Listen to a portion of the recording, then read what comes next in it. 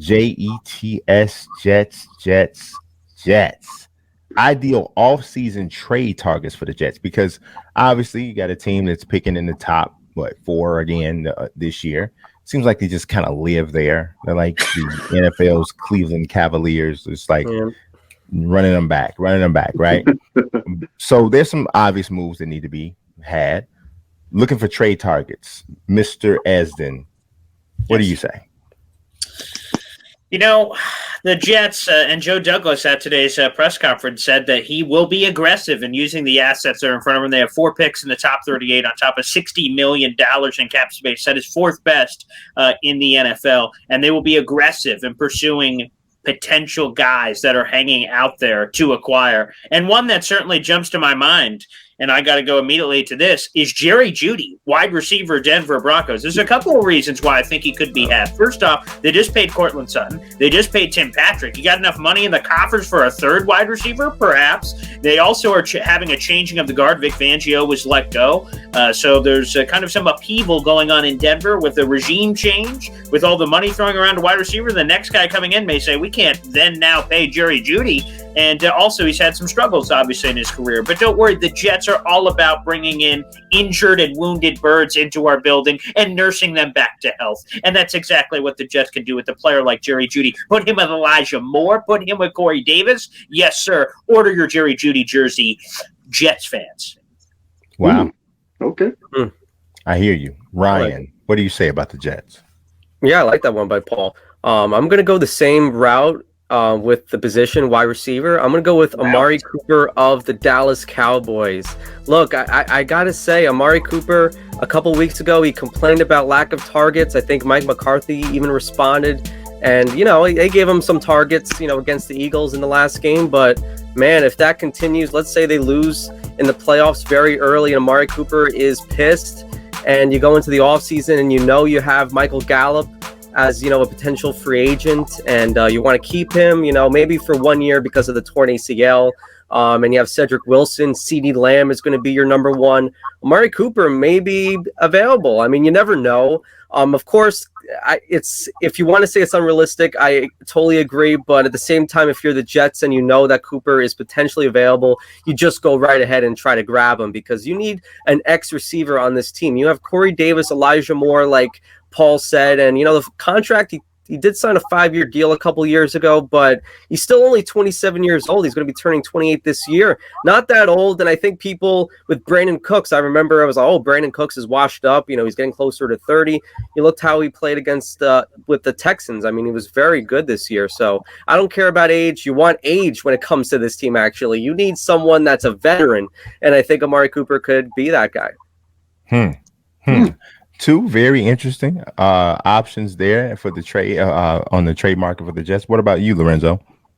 I definitely like the wide receiver ideas, but I'm going to go defense here. And I know, when it comes to the Jets topics, I always gravitate more towards the defensive side.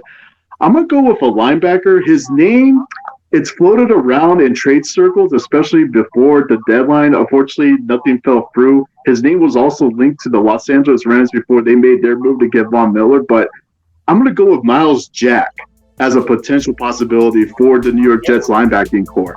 He's still a relatively young guy. I believe he's right now 26, will be 27 this upcoming next football season. To me, in looking at Robert Saleh's defense, he likes those athletic but also tall, rangy guys, a la a Fred Warner. So I'm thinking, and because of the friction that's gone on in Jacksonville, I feel like that Myles Jack definitely is at a point where he wants out. I mean, I honestly think New York would be an intriguing possibility because you have a defensive mind already as the head coach. So I'm thinking maybe he can add to that athleticism there.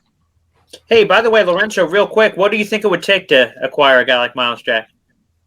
Obviously, I think with his value, I could probably see maybe the Jets giving up a third, maybe 4th rounder, maybe to acquire him, maybe a future pick.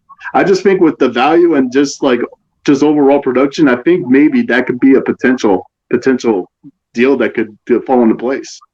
Nice. Yeah, I'm not even sure that he would even command that kind of a I'm thinking maybe fourth or fifth round, definitely not third. You got to remember, as good as people consider Myles Jack, he's never been to a Pro Bowl, anything like that. He's never really. The last time he was a part of I would say, an above average defense, Jalen Ramsey was still a member of the Jags, and I was probably, maybe Myles Jack, like, I don't know, second or third or fourth year in the league. So I don't know if he would warrant that at this point. I do consider him a solid player, but it'll be interesting. For me, I'm going to go back to the wide receivers. And Ryan actually mentioned the guy who I have in mind. It's Brandon Cooks. Brandon Cooks is coming into the last year of his deal. And it is a bit of a poison pill kind of a deal, because it is a $16.2 million cap hit, and he's got a base salary of $12.5 million. But if we talk about all of the receivers that were mentioned, Brandon Cooks had the most productive year. He's 28 years old, but he already he played in all 16 games. He's actually only missed 3 games in the last, back since 2015. He's only missed 3 games. Actually, he missed 1 game this year, so I forget that there's 17 games this year. So he missed 4 games since 2015. He had 90 receptions this year, which is a career high, 1,037 yards, which is the 6th time he's going over 1,000 yards in his career. And he had 6 touchdown catches. Clearly, he's still a productive player.